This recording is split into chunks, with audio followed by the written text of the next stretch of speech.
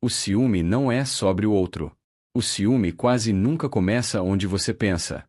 Ele não nasce no comportamento do outro. Não nasce na ameaça externa. E muito menos nasce no amor. O ciúme nasce dentro. Mas não no lugar consciente onde você acredita ter controle. Ele nasce em uma camada mais profunda, silenciosa e primitiva da mente. Você diz que sente ciúme porque ama. Mas, se fosse apenas amor, não haveria angústia. Haveria cuidado. Haveria presença. O ciúme dói porque ele toca em algo muito mais antigo do que a relação atual. Ele ativa memórias emocionais que não têm nome, mas que governam reações intensas. Quando o ciúme surge, o inconsciente não está perguntando, eu amo essa pessoa? Ele está perguntando, e se eu perder quem eu sou quando estou com ela? Essa é a chave. O verdadeiro motivo por trás do ciúme não é o medo de perder o outro. É o medo de perder a si mesmo. Freud observou que o ser humano constrói sua identidade a partir de vínculos. Quando esses vínculos são instáveis na infância, a mente aprende que amar significa risco. Risco de abandono. Risco de comparação.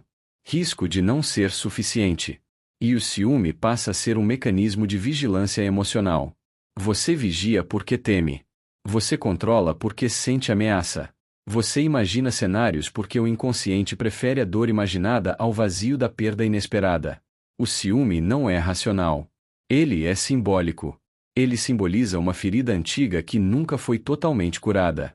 Por isso, muitas vezes, não importa o quanto o outro explique, prove ou tranquilize.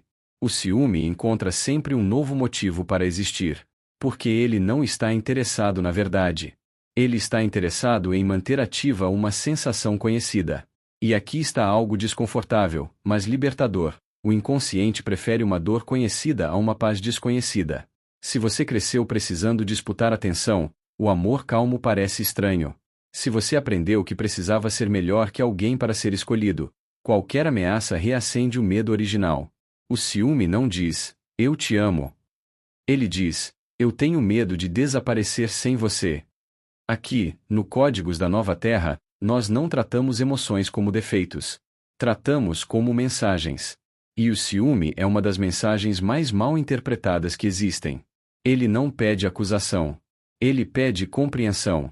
Se este começo já fez algo ecoar dentro de você, se algo aqui pareceu familiar demais, isso não é coincidência. Inscreva-se no canal Códigos da Nova Terra. Essa série não é sobre apontar culpados. É sobre decifrar padrões invisíveis que moldam seus relacionamentos. No próximo capítulo, vamos entrar no coração do problema, o medo do abandono e por que ele transforma amor em vigilância. Respire. Observe. E continue. O ciúme e o medo do abandono. O medo do abandono não começa no momento em que alguém vai embora. Ele começa muito antes, quando a mente aprende que o amor pode desaparecer. Nem toda criança que sente abandono foi, de fato, abandonada fisicamente. Algumas foram abandonadas emocionalmente. Outras foram amadas de forma instável. Algumas precisaram competir por atenção. Outras aprenderam que o carinho vinha com condições. O inconsciente não registra fatos. Ele registra sensações. E quando a sensação dominante foi a de insegurança, a mente adulta passa a viver em estado de alerta. O ciúme nasce desse alerta constante. Você não teme perder o outro porque ele deu sinais claros de traição. Você teme porque, em algum nível, o seu inconsciente acredita que as pessoas sempre vão embora. E quando essa crença se instala, qualquer silêncio vira ameaça. Qualquer mudança de tom vira perigo. Qualquer atraso vira abandono iminente. O outro passa a ser observado não como alguém livre, mas como alguém que precisa ser garantido. Freud compreendeu que o medo do abandono está ligado à formação do ego. Quando o ego se constrói sobre bases frágeis, ele depende do outro para se sentir inteiro. E aqui está o ponto central. Quanto mais você depende do outro para se sentir alguém, mais o ciúme cresce. O ciúme, nesse nível, não é sobre amor. É sobre sobrevivência psíquica. O inconsciente interpreta a possível perda como uma ameaça à própria existência emocional. Por isso, o ciúme não se manifesta de forma proporcional. Ele exagera. Ele dramatiza. Ele cria cenários. Não porque você queira sofrer, mas porque a mente prefere sofrer antecipadamente a ser pega de surpresa pela dor. O ciúme é uma tentativa inconsciente de controlar o imprevisível. Mas quanto mais se tenta controlar, mais ansiedade se cria. E essa ansiedade começa a corroer o vínculo. A ironia é cruel. O medo de perder leva a comportamentos que aumentam as chances da perda acontecer. Vigilância excessiva. Interrogatórios disfarçados de conversa. Necessidade constante de confirmação. Desconfiança mesmo sem provas. Tudo isso cansa. Tudo isso pesa. Mas, internamente, a pessoa dominada pelo ciúme sente que não tem escolha. Porque, no fundo, ela não está lidando com o presente. Está revivendo uma história antiga com personagens diferentes. Aqui, no Códigos da Nova Terra, falamos de maturidade emocional. Maturidade não é não sentir medo. É perceber de onde ele vem. Quando você reconhece que o medo do abandono não nasceu nessa relação, algo começa a se deslocar. Você começa a separar o passado do presente. A história antiga da pessoa real à sua frente.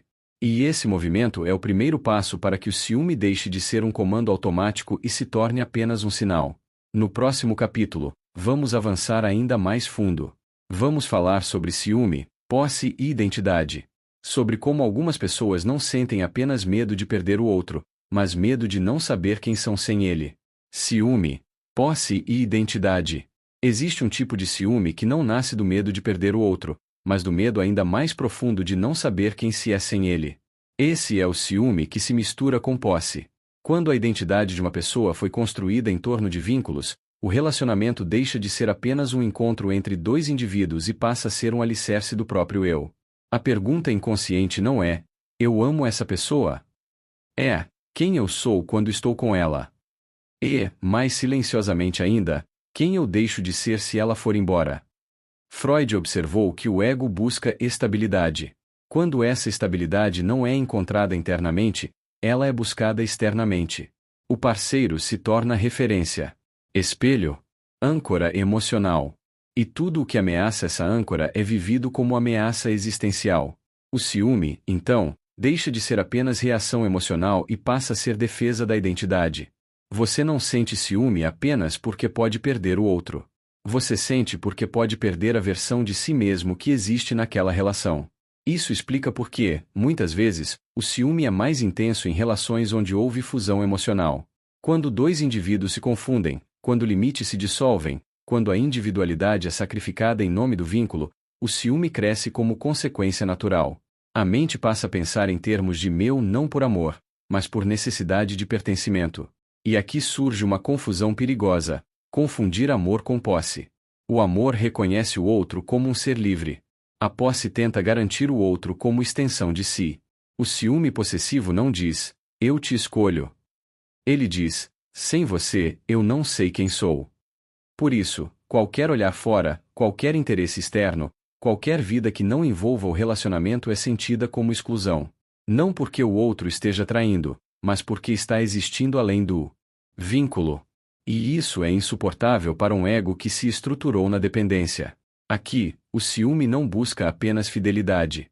Busca controle da narrativa. Controlar o que o outro sente. Controlar o que o outro deseja. Controlar o que o outro pensa. Mas esse controle nunca traz segurança. Ele apenas aumenta o medo. Porque, no fundo, o inconsciente sabe que nada que é vivo pode ser possuído. Quanto mais se tenta segurar, mais se sente que algo pode escapar. E isso gera um ciclo: medo, controle, tensão, desgaste, o mais medo. O ciúme, nesse nível, é um sintoma de um eu que não se sustenta sozinho. Aqui no Códigos da Nova Terra, falamos sobre autonomia emocional. Autonomia não é frieza. É inteireza. Quando você se sente inteiro, o outro não é ameaça. É escolha. No próximo capítulo, vamos descer ainda mais fundo. Vamos falar sobre trauma infantil, comparação e rivalidade, e como o ciúme muitas vezes não é sobre o parceiro atual, mas sobre disputas emocionais que começaram muito antes. Trauma infantil, comparação e rivalidade. Nem todo ciúme nasce de uma ameaça real. Alguns nascem de memórias emocionais antigas, onde o amor sempre pareceu disputado. Na infância, o ser humano aprende algo fundamental: se o amor é abundante ou escasso. Quando a criança percebe que precisa competir para ser vista, ou que o carinho depende de desempenho, ou que a atenção pode ser retirada a qualquer momento, o inconsciente registra uma mensagem silenciosa: amor pode ser perdido. E quando essa crença se instala cedo, ela acompanha o indivíduo até a vida adulta. O ciúme, então, torna-se uma resposta automática a qualquer sinal de comparação. Não é o outro que ameaça. É a possibilidade de não ser escolhido. Freud observou que rivalidades infantis, especialmente aquelas ligadas a irmãos ou figuras de referência, deixam marcas profundas no psiquismo. Quando a criança sente que não é suficiente, que sempre há alguém melhor, mais interessante, mais digno de amor, essa sensação se cristaliza. Na vida adulta, essas rivalidades são projetadas nos relacionamentos amorosos. O parceiro não é visto apenas como parceiro. É visto como juiz. E todos os outros se tornam possíveis concorrentes. O ciúme nasce dessa comparação constante. Você não sofre porque alguém possa se aproximar do seu parceiro. Você sofre porque essa aproximação ativa a velha ferida de não ser bastante. A mente não diz isso claramente. Ela transforma a dor em suspeita. Transforma a insegurança em controle. Transforma medo em vigilância. E quanto mais a pessoa compara, mais se sente ameaçada. A comparação é um jogo impossível de vencer. Sempre haverá alguém mais bonito, mais interessante, mais bem-sucedido em algum aspecto. Quando o valor pessoal depende de ser melhor que os outros, a paz nunca chega. O ciúme, nesse contexto, não é apenas medo de traição. É medo de inferioridade. Medo de ser trocado por alguém que represente aquilo que você acredita não ser. Aqui surge uma distorção importante. O outro não está escolhendo entre pessoas. Mas o inconsciente revive a cena infantil onde o amor parecia sempre condicionado. Por isso, explicações racionais não funcionam. Provas de amor não curam. Promessas não silenciam a angústia. Porque a ferida não está no presente. Está no passado. Aqui, no Códigos da Nova Terra, falamos de consciência emocional. Consciência não apaga a dor, mas impede que ela governe. Quando você percebe que o ciúme é uma resposta antiga a um contexto que não existe mais, algo começa a mudar. No próximo capítulo, vamos olhar para o ciúme dentro do relacionamento adulto. Vamos falar sobre ciúme, dependência emocional e desgaste, e por que muitos vínculos adoecem não por falta de amor, mas por excesso de medo. Ciúme, dependência emocional e o desgaste do amor. Quando o ciúme se instala de forma constante em um relacionamento, ele deixa de ser apenas um sentimento ocasional e passa a se tornar uma dinâmica. Uma dinâmica silenciosa, mas profundamente desgastante. O amor começa a ser mediado pelo medo. A conexão começa a ser atravessada pela desconfiança. E, aos poucos, o vínculo perde leveza. O ciúme excessivo não nasce do excesso de amor. Ele nasce da dependência emocional. Quando alguém precisa do outro para se sentir seguro, valorizado ou completo, o relacionamento deixa de ser espaço de troca e passa a ser espaço de compensação. E toda compensação gera tensão. Freud compreendeu que a dependência emocional é uma tentativa inconsciente de reparar faltas antigas. O parceiro se torna substituto de algo que faltou. A relação passa a carregar uma responsabilidade que nenhum ser humano consegue sustentar. Ser a fonte da autoestima do outro. Ser a garantia de segurança emocional. Ser a prova constante de valor. Isso é pesado. O ciúme aparece como sintoma dessa sobrecarga. Ele exige confirmações. Ele cobra presença. Ele demanda exclusividade emocional. Mas quanto mais se exige, menos o amor respira. O parceiro começa a se sentir vigiado. Explicações se tornam rotina. Pequenos gestos viram justificativas. E algo essencial se perde: a espontaneidade. O amor não floresce sob vigilância. Aqui ocorre um paradoxo doloroso. Quanto mais a pessoa tenta segurar o outro, mais ela sente que pode perdê-lo. E, muitas vezes, perde.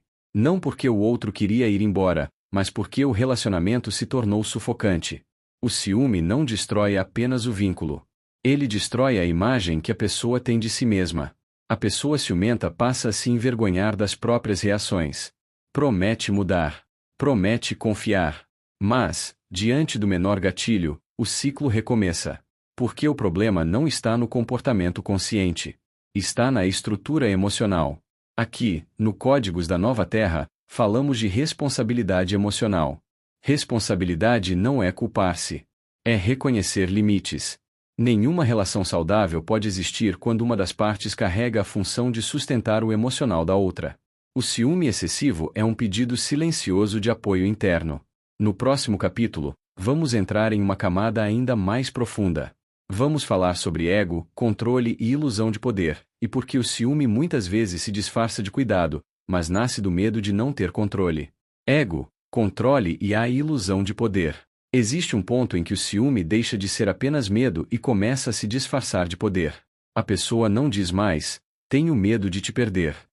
Ela passa a dizer, mesmo que internamente, preciso garantir que isso não aconteça. É aqui que o ego assume o comando. O ego não gosta da incerteza. Ele precisa de previsibilidade. Ele precisa sentir que está no controle. E como o amor é, por natureza, imprevisível, o ego entra em conflito direto com ele. Freud compreendeu o ego como uma instância mediadora entre o desejo, o medo e a realidade. Quando o ego é frágil, ele tenta compensar essa fragilidade através do controle externo. O ciúme, nesse estágio, não se apresenta mais como dor. Ele se apresenta como vigilância racionalizada. A pessoa passa a acreditar que está apenas sendo cuidadosa, atenta, responsável. Mas, por trás disso, há uma tentativa desesperada de eliminar o risco. O problema é que o risco faz parte do amor. Não existe vínculo sem vulnerabilidade. Quando o ego tenta eliminar o risco, ele elimina também a profundidade. O relacionamento se torna um contrato implícito. Eu fico, desde que você não me ame demais, não deseje demais, não se afaste demais. Isso não é amor. É negociação de segurança. O ego prefere a ilusão de controle à verdade da incerteza. Mas toda ilusão cobra um preço. O preço é a tensão constante. O desgaste emocional. A sensação de que algo está sempre prestes a dar errado. E, no fundo, o ego sabe que não controla nada. Por isso, ele precisa vigiar o tempo todo. Aqui surge um ponto importante. O ciúme controlador não confia no outro porque não confia na própria capacidade de lidar com a perda. A pergunta inconsciente não é, você vai ficar? É, se você for embora, eu sobrevivo. E enquanto essa pergunta não encontra resposta interna, o ego continuará tentando dominar o externo. Se você sente que esses padrões se repetem na sua vida, inscreva-se no canal Códigos da Nova Terra. Aqui, nós não oferecemos fórmulas rápidas, mas consciência profunda sobre os mecanismos invisíveis da mente. Quando você entende o funcionamento do ego, o controle começa a perder força. No próximo capítulo, vamos falar sobre um aspecto ainda mais sutil e perigoso do ciúme, a projeção. Vamos entender por que, muitas vezes, o ciúme não fala sobre o que o outro faz, mas sobre aquilo que você não reconhece em si mesmo. Projeção. Quando o ciúme fala sobre você. Existe um tipo de ciúme que não nasce do que o outro faz, mas do que você não consegue admitir em si mesmo. Esse é o ciúme da projeção. Freud descreveu a projeção como um mecanismo de defesa do ego.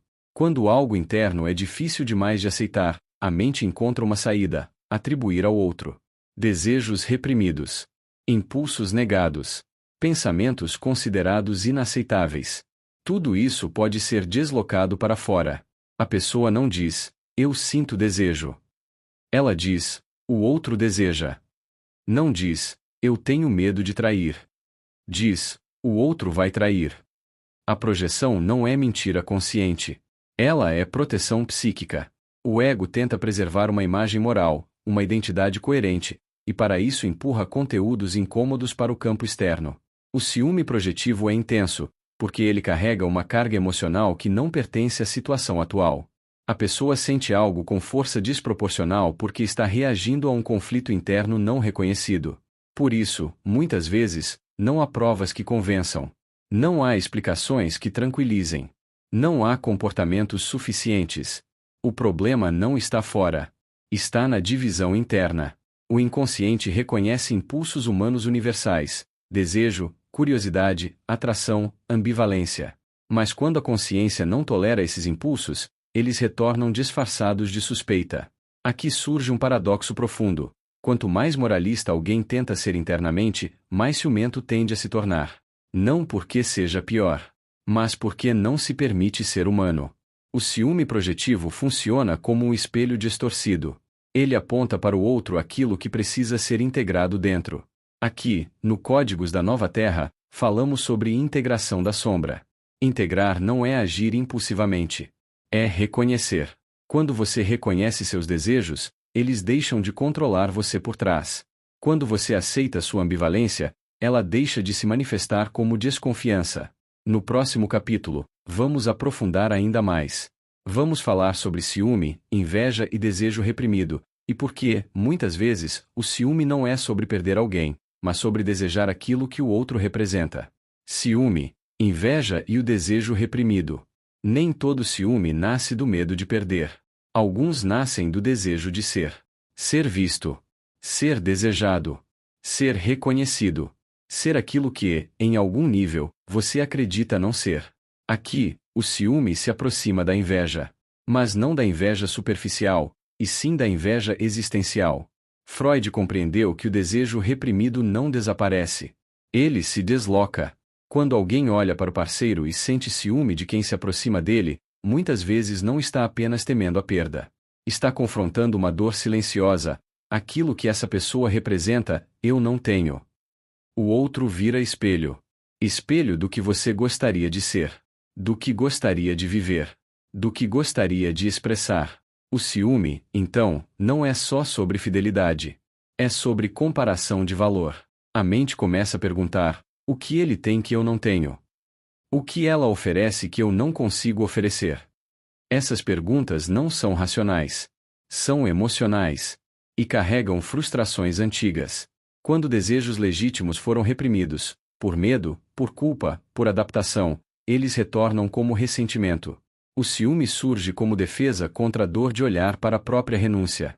É mais fácil vigiar o outro do que admitir: eu abandonei partes de mim. Aqui, o ciúme revela algo profundo, uma vida vivida aquém do próprio potencial. Não porque faltou capacidade, mas porque faltou permissão interna. O inconsciente não esquece os caminhos que não foram seguidos. E quando alguém próximo parece viver com mais liberdade, mais expressão, mais desejo, algo se agita por dentro. O ciúme tenta conter isso apontando para fora. Mas a raiz está dentro. Aqui, no Códigos da Nova Terra, falamos de reconexão com o desejo. Desejo não é ameaça ao amor. É ameaça apenas ao ego rígido.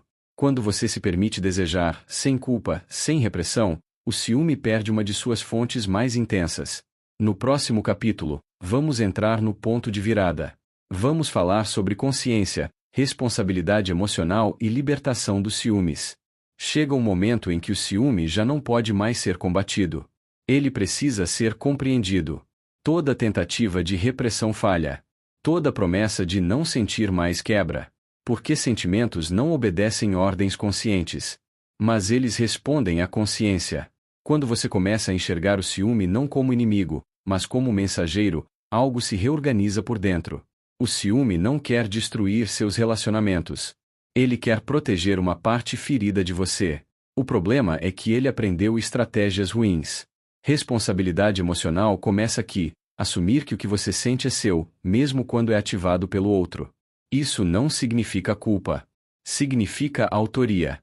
Quando você diz internamente: isso é meu, não do outro, o poder do ciúme começa a diminuir. Porque o ego perde o álibi de projetar. Freud sabia que a consciência não elimina o inconsciente, mas cria um espaço entre o impulso e a ação. Nesse espaço, nasce a liberdade. Você ainda sente o ciúme, mas não é mais arrastado por ele. Você observa. Você nomeia. Você respira. E, pouco a pouco, o padrão começa a enfraquecer. Aqui acontece algo decisivo. O ciúme deixa de ser identidade e passa a ser experiência. Ele não define mais quem você é. Ele apenas revela o que precisa de cuidado. Esse é o ponto em que o amor muda de qualidade. Não porque o medo desapareceu, mas porque você não negocia mais sua dignidade para tentar se sentir seguro. Você entende que ninguém pode garantir permanência. Mas você pode garantir presença em si mesmo. Aqui, no Códigos da Nova Terra, falamos sobre maturidade emocional. Maturidade não é indiferença. É solidez interna. Quando você se torna sólido, o outro deixa de ser ameaça e volta a ser escolha. No próximo e último capítulo, vamos fechar essa jornada. Vamos falar sobre integração, amor adulto e o fim da necessidade de controle, além de deixar um convite para o próximo vídeo da série. Integração, amor adulto e o fim do controle. O fim do ciúme não acontece quando o outro muda. Ele acontece quando você muda a relação consigo mesmo. Enquanto o amor for usado como anestesia para feridas antigas, o medo continuará pedindo garantias impossíveis. Mas quando você integra suas partes, o medo, o desejo, a insegurança, a sombra, algo essencial se transforma. O amor deixa de ser campo de batalha e volta a ser encontro. Freud nunca prometeu felicidade fácil. Ele falou de lucidez. E lucidez dói no começo, porque ela desmonta ilusões. A ilusão de que o outro pode preencher vazios antigos. A ilusão de que controlar evita a perda. A ilusão de que amor e medo caminham juntos. O amor adulto não vigia. Ele confia, não porque é ingênuo, mas porque sabe que sobreviverá mesmo se a perda acontecer. Essa é a verdadeira liberdade emocional. Você não ama para se salvar. Você ama para compartilhar. Quando o ciúme é integrado, ele perde a necessidade de gritar. Ele se torna apenas um sinal suave, não um comando. Você não se abandona mais para manter alguém por perto. E isso muda tudo. Aqui, no Códigos da Nova Terra, falamos de relações conscientes, de autoconhecimento real e de coragem emocional.